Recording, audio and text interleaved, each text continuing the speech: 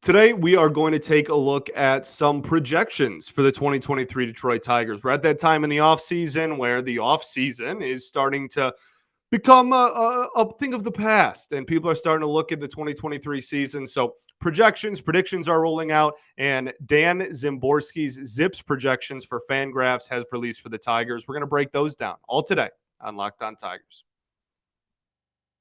You are Locked On Tigers, your daily Detroit Tigers podcast. Part of the Locked On Podcast Network, your team every day.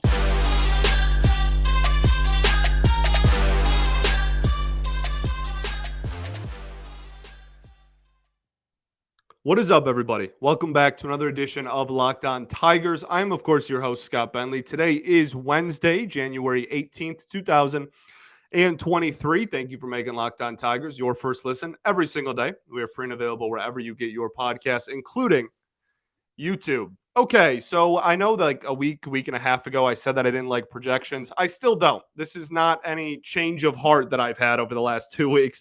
I still don't like them as a whole. Dan Szymborski, though, is a great baseball mind, works over at Fangraphs, great writer, great insight, great analysis. I love his work. You definitely read the article that came along with these projections as well. And Dan has ZiPS is like his thing over at Fangraphs, and he really is self-admitting with like some of the flaws within the projections and within the model while writing like the articles that come along with all the data. So that's super cool. And I just enjoy his insight. And I think that this is, you can check out the article at Fangraphs in the blog section. So be sure to go read it. We're not going to cover everyone because I'm just going to talk about the numbers that like really jump off the page for me today. And when catchers and pitchers, I don't know why I said that backwards, report here in a few weeks, we will start rolling out our own, like my breakdown of each individual player, kind of like what we did at the end of the season where we talked about, let's deep dive on each player from last year. We're going to do that again, but look at what they could accomplish or what we expect out of them in 2023. So we will do that and do deep dives on all these players and might bring up some of these projection numbers in those episodes as well. But for today, I just want to kind of take a look at, in general, what not only this projection model thinks of the Detroit Tigers, because whether I like it or not is irrelevant. It sparks great conversation. So that's really the goal here. I just want to talk about it. And I also think that, I guess that's really it. Like, I think that a lot of conversation can come from this and some debate. And I think that it's fascinating to look at regardless of my individual opinion of them. I know that a lot of people value them really highly. I know, again, nothing against Dan Szymborski at all. Phenomenal insight and analysis from him. Great baseball mind for sure. So let's get into it. Like I said, I'm personally not a huge fan. One of the things that is something that should get thrown out at the very beginning is that for the offense especially, a lot of these guys are assumed full season just so that you can compare and contrast players easily. It's kind of hard to figure out how many games a certain player is going to play and all that. So this is really, especially for the offensive side of the ball. And pitching, they can account for injuries a little bit, and Dan's great about that and talking about that. But definitely something to keep in mind as we go forward. Let's start with the fact that last year, Dan was very optimistic on the Tigers and the projections weren't. And then they ended up reaching a new low that no one, whether calculator or human brain, thought that they were going to reach. So that's one thing that I just want to get out of the way early. Like, this team was so bad last year. I don't know. I know that I don't have to tell any of you that. Just really, really brutal stuff. And this year, it kind of had it was odd because none of these numbers are very great, and none of them jump out of the page of you, and none of them make you go, oh, like maybe I should be looking at so-and-so a little bit more. Like maybe I'm going to be more optimistic about this person. But they have the Tigers win total in the mid 70s, which I know is not where people want to be, considering we haven't been an over 500 team in over half a decade, but it's certainly better than the like mid 90s to 100 loss bleep show that we've put up with for like 6 of the last 7 years or 5 of the last 6 years, right? So kind of interesting start there where the win total was not as low as I think I personally, when I went into reading the article, did not expect it to be in the mid 70s. So something that kind of jumped off the page of me right away. Let's talk about some individual players. So Spencer Torkelson leads the team in home runs according to this model, 21 homers, Javi with 20, Kerry Carpenter with 19. Third on the team, Kerry Carpenter, 19 homers. I think we'd all take that. Torkelson with over 20 homers would obviously be great as well. 3 hitters on the team are expected, using the ZiPS model, to have a WAR of over 2. That's Javi Baez, 2.9, Riley Green around 2.5, and Austin Meadows a little bit over 2. 0 players, however, offense or pitching, are expected to have a WAR of over 3. That's brutal. I know that I went on a huge kind of rant last year at one point in the season where I was really upset with how the team was playing, and I just basically begged on camera for even a 2-win player. Like, I just wanted somebody who was just solid and like above league average. That's a solid everyday ball player. And we didn't have very many of those last year. And so seeing this is nice in that regard, that they have, hey, you have a few like 2-win player, like 1.5 to 3-win players, but you also need top end talent. And based on this model, this ZiPS does not have anybody on this team being a top end player this upcoming season, which again, I don't think is really a surprise to anyone when I say it. Let's talk about the youth. Spencer Torkelson, like I said, 21 homers according to it, 235 average, 324 OBP, 423 slug. That's a 109 OPS plus. That would be great. A 1.3 WAR as well. Zero, like net zero exactly defense at first base. That's why the WAR is only 1.3, because like those aren't bad offensive numbers. But if he's playing net zero defense, like zero grade defense at first base too, WAR hates first baseman just because they don't think it has very much value, unless you're like Freddie Freeman or Matt Olson. Like you're really not getting a lot of value out of defensive, out of WAR at first base.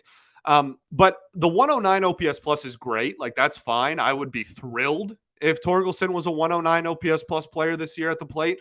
The issue is that being the second highest on the team. That's brutal. That's rough. So again, reiterating things you already know, this offense was really bad last year and they didn't really add anyone. Well, via free agency, I guess. Technically they added some players via trade, but they didn't have a lot of additions to a historically bad offense that year. So this is not that surprising. But again, in a vacuum, I'm gladly taking a 109 OPS plus from Torque.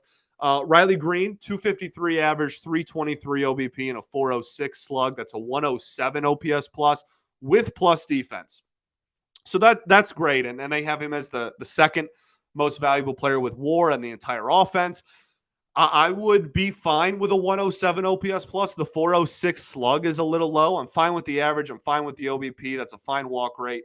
But I think we would all like to see that slugging percentage get a little bit higher. This is a dude that thumped the baseball down in the minors, and we just haven't really seen that yet at the major league level. So, and like the bringing in the walls in Comerica, like, yes, that'll help a little bit for a few outliers, but it's not going to make like a night and day difference on its own. So hopefully the power can translate a little bit more. The other cool thing that this article kind of breaks down is people are really big fans lately of like the 20th and 80th percentile thing, which is let's basically trying to give you a ceiling and a floor. Like, if everything goes really well for this player this season, these could be his numbers. And if everything goes really poorly, this could be his numbers. And the 80th percentile of Riley Green, so if he has a really, really good season, they have him as a 4-win player, which, again, I know that this is a projection model and it's the 80th percentile. I'm not trying to sell you that he's just going to turn around and be a 4-win player. But the fact that there is some belief out there that is in the realm of possibility, I think could add a little bit of optimism onto a fan base that is desperately in need of some optimism. Ryan Kreidler, 4th highest WAR on the team. It's only 1.5, which is not great, but 4th highest WAR on the team. It's also interesting that it's the 4th highest WAR on the team with an 83 OPS plus. The model has him as a 17% worse than league average hitter, and yet a 1.5-win player because he's a positive defender at several different positions. So I guess that's I, I think we would all really like to see Ryan Crowther be a much better hitter, but the plus defense being recognized is at least something that we can take away from that and think fondly about. Kerry Carpenter, this projection's a huge fan of Kerry Carpenter, which is dope. As far as the likelihood of him continuing the resurgence he had last year, I'm not sure. We'll talk about that when we break him down specifically, like I said, later in the offseason, or I guess in the preseason. But 249 average with a 439 slug. They have Kerry Carpenter as the second highest slugging percentage on the team and the third highest OPS plus on the team. That's kind of exciting. There's some optimism going around about Kerry Carpenter. That's kind of cool. Okay, let's get into our ad break. We'll finish up the offense, then go to the pitching, then we'll go to the depth chart. Cool? Cool. Before we get any further, though, I do have to tell you all about our friends over at BetOnline. BetOnline.net is your number one source for betting info, stats, news, and analysis. Get the latest odds and trends for every professional and amateur league out there. Pro football, college bowl season, basketball, World Cup. They've got it all at betonline.net. If you love sports podcasts, you can also find those at BetOnline as well. They're the fastest and easiest way to get all your betting info. So head to the website today or use your mobile device to learn more. BetOnline, where the game starts.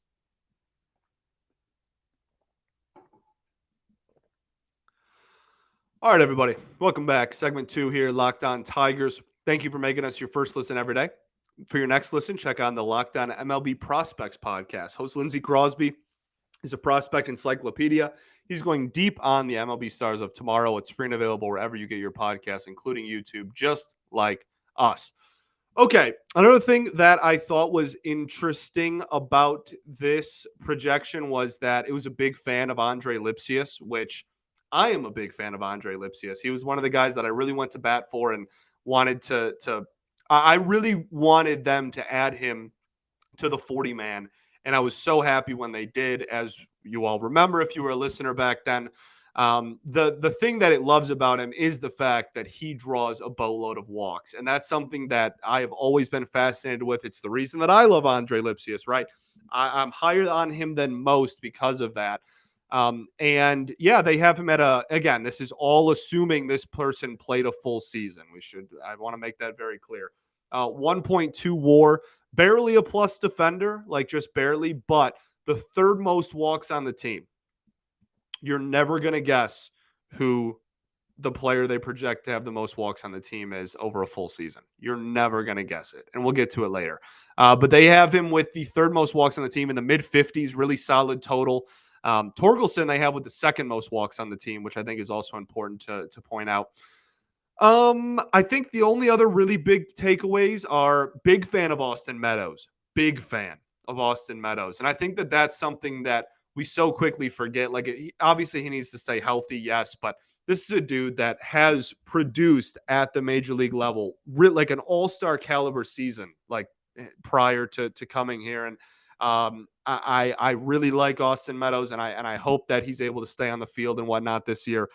They have him as the best hitter on the Tigers pretty comfortably. It's not even really particularly close. 472 slug, comfortably leads the team. 128 OPS plus, significantly in first, right? I told you second was Torkelson at 109. So they have Austin Meadows not only at 28% better than a league average hitter, but they also have him 20% better than anyone else on the Detroit Tigers. So really, really big fan of Meadows. Even I talked to him about Riley Green, like the 80th and 20th percentile projections, right? Ceiling and floor type of stuff. His 20th percentile OPS plus is still 107. So they think that his like worst case scenario would still be one of the highest numbers on the team for the Tigers. I know that's much more of a testament to the rest of the team than it is Meadows specifically, but it also is definitely a big testament to the opinion of the type of year Austin Meadows is going to have according to ZiPS projections. So that's kind of reassuring as well. Javi Baez, very controversial, obviously. 97 OPS plus, so they have him as a below league average hitter, which is not great, but a big time plus defender. In his 80th percentile projections, they have him at a 4.3 WAR. Not sure how many people out there think that he's going to put up a almost 4.5 win season, but they have that as kind of the ceiling. And then in the same breath, his 20th percentile is only a 1.2 WAR, which is even worse than what he did last season. I think he was about 2 wins last year. So that would be really brutal. Other takeaways, the new additions, Matt Vierling hates Matt Vierling, like despises. And I know that that's something that everybody is going to talk about immediately and did talk about when these projections came out. 83 OPS plus and a massive negative defender, like one of the worst defenders on the entire team. The reason for that is because A, he wasn't a very good defender last year, even though he's very fast and has a cannon. He got really bad jumps. We talked about that when we traded for him. But also 83 OPS plus. They have him pretty significantly below league average hitter. Negative 0.5 WAR is brutal. We talked about Vierling, how the results so far in the short stint at the major league level last year were not fantastic, and that's like you can't hide from that. Those are numbers on a page. You all have access to it just as much as I do. They were not very good, but the underlying numbers and the profile were really good. He was hitting the ball really hard, got pretty unlucky at points last year, and has a lot of athletic tools with him too. So that this model is just look at his statistics so far. Okay, he has not been a good hitter at the major league level. That's going to continue. It's not looking at he's hitting the ball really hard. Look at all these underlying numbers. If he just lifts the ball a little bit, he's going to hit a ton of doubles. Not paying attention to any of that. Maton, other new addition. They have him just under a 90 OPS plus with pretty much net zero defense, a little over a win player. Now, the only other thing I have left for you in the offensive side of things, Jonathan Schoop, 93 OPS plus for whatever that's worth. This is why Zach Short is still on this roster. Because everybody, I'm not even kidding, I probably 3 times a week, I get either a tweet or a DM or something that goes, hey, why is Zach Short still here?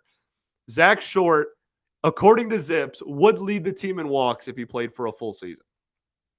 And that's why. And that's not something that is like you can only find in the projection. Like that's not just a random thing that the calculator spit out. Like if you look at all of his numbers at every level, he walks a boatload. And that's why he's still here, because he's a net zero at worst defender and he walks a lot. Is he going to have a high batting average? No. He'll be lucky to hit 200, but he runs into a homer every once in a while and he walks a boatload. And that's why he's here. Okay, I think that's it. Let's get to the pitching side of things. You know, for as negative as the model was for a lot of the offense, which we all just went over, it's pretty like lukewarm and like not too fond necessarily of the high end of the pitching. A lot of the things that this fan base has really checked off as like a positive with the starting pitching and the depth in starting pitching, this model doesn't think very fondly of. Let's start with the good. Erod leading the team in WAR, 2.1 leading pitchers in WAR, 2.1 win season. They have him pretty comfortably leading the team there. The players with an over 100 ERA plus, so a better than league average ERA projection, are Matt Boyd, Michael Lorenzen, Erod, Jason Foley, Alex Lang, and Will Vest. Those are the guys that this model projects to be better than league average in the ERA department. Another thing that I found kind of fascinating was the model loves Wilmer Flores, which we all love Wilmer Flores. Assuming that Wilmer got a full year, which he is obviously not going to get, they have him already as a rookie, 100 ERA plus, right? League average ERA. That'd be awesome. Now, that's not going to happen again, but that, like, I don't know, just seeing a national media source and not just like a Tigers homegrown thing, be fond of Wilmer Flores and his progression is nice to see. Now let's start getting into the bad. I just want to break it up into good and bad? I guess we can. Another thing, really likes Lang. We'll just get all the positives out of the way. 30% K rate projection would be awesome. Now it's paired with a 10% walk rate, which is high, but highest ERA plus on the team with a 119 ERA plus. So, I mean, yeah, this model says Alex Lang is going to be the best pitcher to put on an Old English D this upcoming season. And I don't think that's that hot of a take. So that's nice to see as well. Jason Foley and Will Vest, like I said, really fond of them. Big fan of Jason Foley, which I love. I'm a huge fan of Jason Foley. That was someone that We were way ahead of that curve as far as talking about on this show, like players that we liked last season early on. We were on the Jason Foley train, so that's kind of reassuring for sure. But most of the bullpen out. Well, let's see if there's any more positive. Not really. Okay, let's get into the negatives of the pitching side, which they're not going to make you very happy. We'll do that right after this.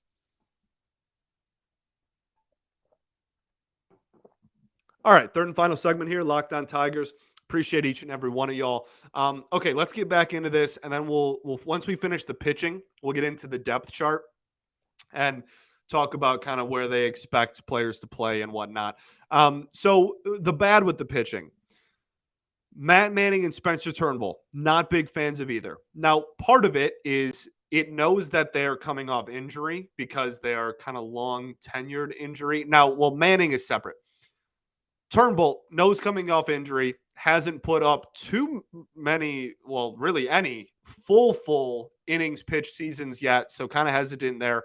But Matt Manning doesn't even have at 100 innings because he has not come anywhere really close to that at the major league level yet, or a full season, I should say, at the major league level yet. So it has both of them just under 100 innings pitched, but less than one WAR in just under 100 innings pitched, and something that doesn't really matter. Well, it does, but bear with me here. The ERA numbers, it's like 90 ERA plus for Manning and Turnbull. So it has both of them being 10% worse than league average as far as ERA goes. I think a lot of people are expecting Turnbull to be productive, which is not something that anyone should guarantee because he hasn't pitched in a very long time. But I love Spencer Turnbull and think at his best, he's one of the best pitchers in this organization. And then I think a lot of people are really expecting Matt Manning to take a pretty sizable step forward this year. It's kind of needed. Like we're at the point now where, you've been up here for a little bit now. We need to start seeing some progress. So that I think both of those would be pretty big disappointments if those two things came to fruition. The other thing I wanted to talk about was the rest of the bullpen. Outside of Lang, Vest, and Foley, pretty much everybody's around 0 WAR. Now, it doesn't have anybody in the bullpen being like, oh my goodness, this is terrible and this is going to be a negative 1-win player or anything like that, but not a whole lot of production. And we also are aware of that. And that's the whole argument. Like, what's the point of a good bullpen if you're not good anyway? It's not very. We saw that last year. This team was bad with a really good bullpen, with objectively one of the best bullpens in baseball out of nowhere last year. They were still awful. So that's why we're trading our bullpen pieces away for everyday players to try to change that. A good bullpen doesn't do a bad team any good, unfortunately. So we can kind of expect a little bit of a drop off in the pen.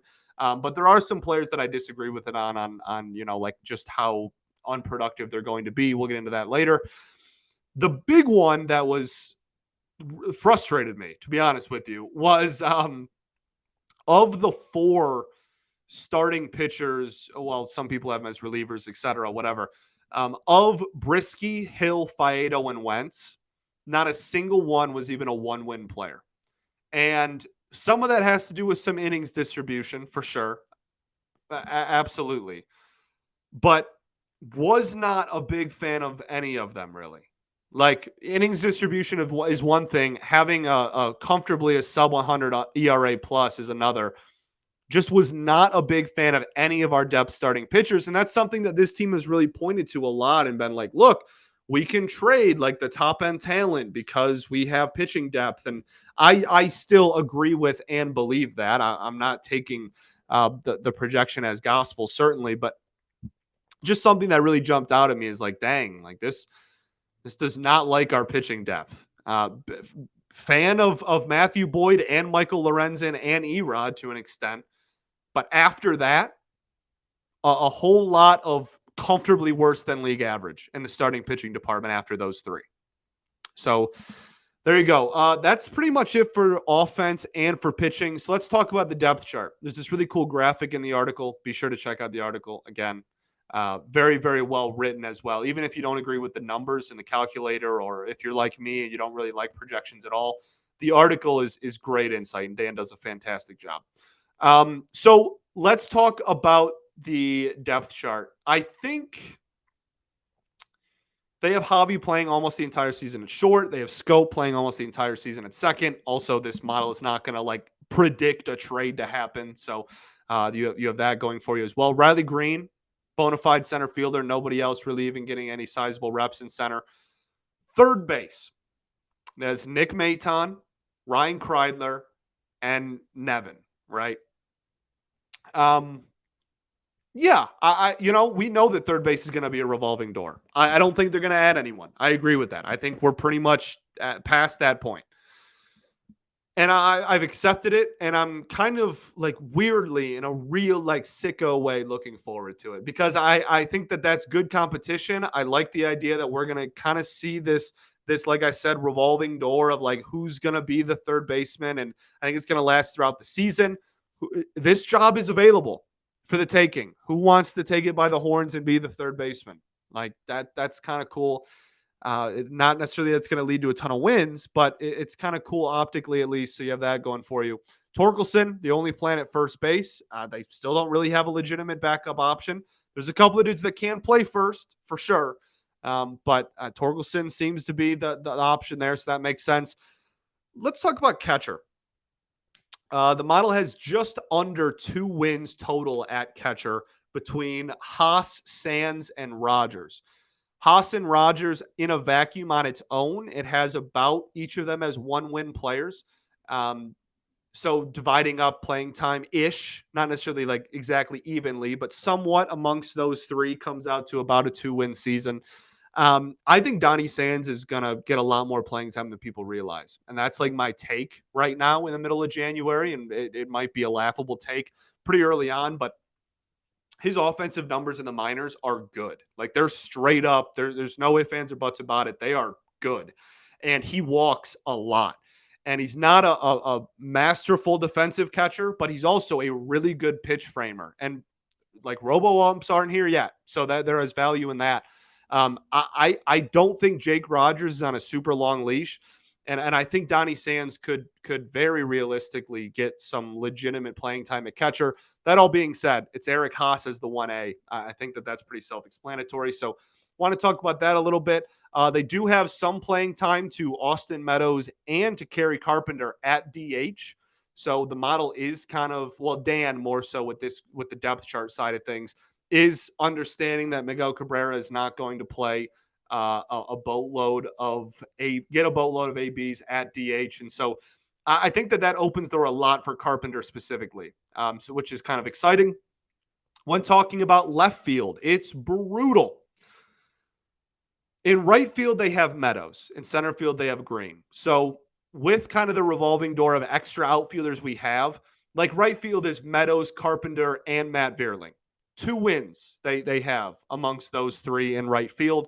Green, about, like we said, 2.5 to 3 wins in center field. Left, total left field production, the depth chart right now is 0.7 WAR. That's rough. And that's between Akil Baddoo and Matt Vierling. We already know that the model hates Vierling. We've already talked about that. Baddoo, it has better than last year, but still not even a 1-win player. Which I think if that happened again, we'd probably just unfortunately punt on the Akil Baddoo situation. Like I think the era would just probably come to an end. Vierling's going to have a little bit more time because this is his first season here. So that's what the outfield looks like. I think that's every position, actually. Yeah, because infield is pretty straightforward except for third base. Relievers, we already talked about a lot of the relievers. Starting side of things, it does have Scooble at about a 1-win player when he does come back. But I think that they gave him a little more innings than he's going to get. They have him like around 100 innings. I don't think he's going to pitch that. Not to be like a Debbie Downer. And obviously, I'm not a doctor and I'm not in Tarek Scooble's camp. So, like, I don't know. But, like, we've seen what it's done to other pitchers. I don't know. I'm kind of buckling up for the season and I'm expecting Scooble to pitch like maybe at the end of August and then September. And like that might be it. I don't know. Maybe August and September. 2 months at the end of the year, whatever. We'll see what happens there. That's not as important as the rest of these are. But Those are really the things that jumped out to me. Like I said, I'll reiterate again. None of this is like gospel. None of this, and Dan self admits that. Like none of this should be taken as like this is definitely going to happen. There's way too many external factors that a calculator can't account for, right? But I do think that it's fascinating to look at. I think that it's fascinating to talk about. I think that it gives you. I mean, there are a lot of front offices that put a lot of stock into some of these projection models. So something that is even if I don't like them, which I don't, it's something that I can't. I'm not going to be the person that I don't like it. I'm just going to like hide from it and pretend like it doesn't exist. Let's talk about it. Let's talk about what makes it good and bad, and because it's not all negatives I have about the way that it's produced either. And again, I don't want to sound like a broken record, but this is absolutely not an indictment on Dan himself. Love his work. So I think that's everything. Thanks for making Locked On Tigers your first listen every day. For your next listen, check on the Locked On MLB Prospects podcast. Host Lindsey Crosby is a prospect encyclopedia, and he's going deep on the MLB stars of tomorrow. It's free and available wherever you get your podcasts, including YouTube. Again, one final time, going to plug the article. Fangraphs, Dan Szymborski, ZiPS projections, Tigers. He's done almost all the teams. I think he only has like 3 or 4 teams left. So if you're interested in seeing another team's model as well, you can also read his entire write-up. He does his own breakdown of the Tigers. And you can just see everyone. Like it's literally everyone. So you can see like, oh, what does the model think Zach Hess would do if he was in the majors this year? Like, you know what I mean? So definitely go check it out. Cannot plug him or his work enough. That's it. That's all I got. Mid-70s win total, but also like not great. We'll talk about my opinion of each of these players individually, like I said, when pitchers and catchers report. And we're back to 5 days a week as a show and all that. We will do a deep dive on what, our expectations for each of these players are going into 2023. I cannot wait. Baseball's right around the corner. Chomping at the bit, man. I can't wait. I cannot wait. Okay, I'm just rambling at this point. I appreciate y'all. Appreciate y'all so unbelievably much. I love this. I love this community we have. I love everything about this. So thank you. Thank you for allowing me to be a part of your day. I do not take that lightly, and that is my mindset toward this. So peace and love. Going to therapy's dope, and I'll catch y'all on Friday, baby. Go Tigers.